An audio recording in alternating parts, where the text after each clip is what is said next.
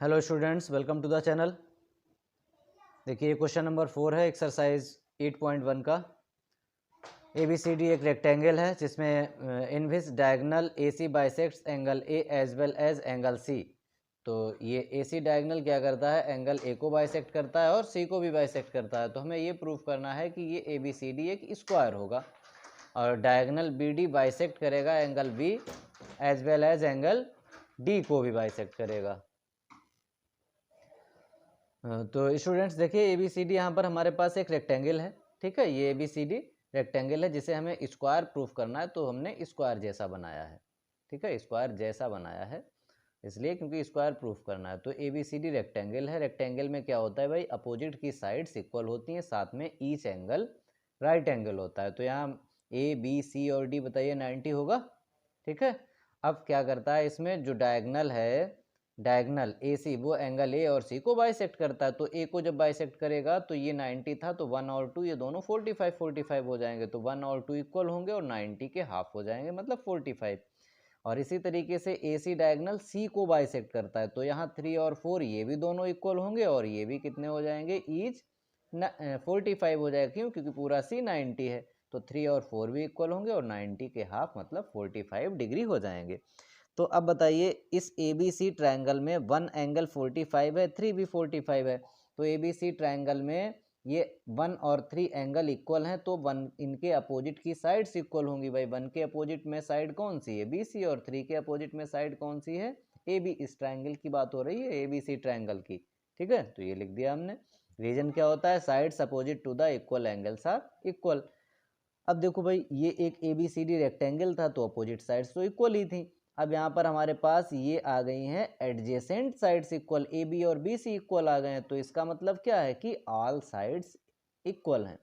तो यहाँ पर हमने लिखा है ABCD एक रेक्टेंगल है with adjacent sides are equal, hence ABCD is a square, ठीक है। तो ऑल साइड्स इक्वल हो गई और ईच एंगल राइट एंगल पहले से ही था, इसलिए ABCD क्या हो गया है, स्क्वायर हो गया है। साथ में इसमें हमें दूसरा ये भी प्रूफ करना है कि diagonal BD bisects angle B as well as angle D। अब सिंपल सा, आप बताइए स्क्वायर हो चुका है, तो स्क्वायर के जो डायगोनल हैं वो एंगल के बाइसेक्टर होते हैं। तो इस बात से भी हम लिख सकते हैं। और फिर भी हमें इसे प्रूफ अगर दिखाना है तो हम लोगों को ऐसे दिखा देना है, BD डायगोनल मिलाया, B को बाइसेक्ट करने का मतलब 5 और 6 इक्वल दिखा दें। D को बाइसेक्ट करने का मतलब क्या है, ये BD डायगोनल बाइसेक्ट करेगा 7 और 8 को इक्वल दिखा दें। तो देखो भाई ये वाला ट्रायंगल ले लेंगे, ABD ट्रायंगल और CBD। बहुत ध्यान से समझिए कौन सा ले रहे हैं, ABD और CBD। तो AB और CB तो इक्वल हैं, क्यों, क्योंकि स्क्वायर की ये साइड्स हो चुकी हैं। BD दोनों में कॉमन आ रही है, ठीक है। और AD और CD भी दोनों इक्वल हैं, क्यों, क्योंकि ये भी स्क्वायर की साइड्स हैं। तो ट्रायंगल जो ABD है वो CBD के कांग्रुएंट हो जाएगा, यही लिखा है मैंने। देखिए ABD और CBD ट्रायंगल लिए, इनमें AB और CB इक्वल हैं, क्यों, क्योंकि साइड्स ऑफ अ स्क्वायर, और BD दोनों में कॉमन है। फिर AD और CD भी इक्वल हैं, ये भी साइड्स ऑफ अ स्क्वायर हैं। तो ये साइड साइड साइड रूल से ट्रायंगल जो है ABD वो कांग्रुएंट हो चुका है CBD के।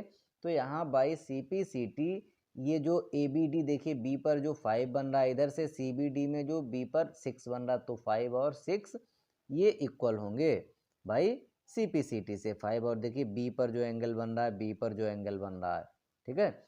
ऐसे ही जो D पर एंगल बन रहा है, इस वाले ट्रायंगल में ABD में D पर बन रहा है 8 और इधर वाले में D पर बन रहा है 7, तो ये 7 और 8 इक्वल होंगे। और इसका मतलब क्या हो गया, इन दोनों से कि BD डायगोनल बाइसेक्ट करेगा एंगल B को as well as angle D को, ठीक है। तो थैंक यू, जो भी नए लोग हैं वो चैनल को सब्सक्राइब जरूर कर लें, वीडियो को लाइक करें। Okay, thank you.